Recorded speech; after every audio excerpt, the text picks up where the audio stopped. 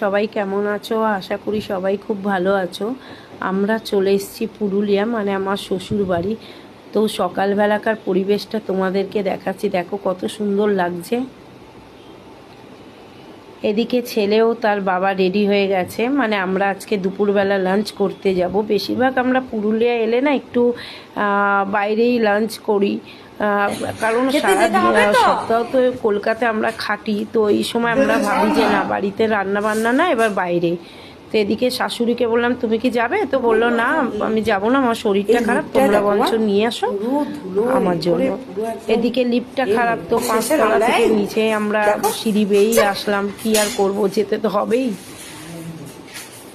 এদিকে দেখো আমার ছেলে কি দুষ্ট, একজনের ঘরের সামনে জুতো খুলে রেখেছিল, সেও কি করেছে, পা দিয়ে সেই জুতোগুলোকে ঠেলে দিয়েছে। আবার আমি ঠিক করে আসলাম। এদিকে উঠে গেছি বাইকে, 3 জনা যাচ্ছি। বাইকে উঠেও তার শান্তি নেই, খুব দুষ্টুমি করছে। দেখো এটা হলো গোকুল রেস্টুরেন্ট। এই রেস্টুরেন্টটা পুরো ভেজ, নন ভেজ কোনো কিছু আইটেম হয় না। ভীষণ সুন্দর এখানকার খাবারের স্বাদটাও খুব সুন্দর। ওই জন্য আমরা আসলে এই ভেজ হলে আমরা এই রেস্টুরেন্টটাই আসি।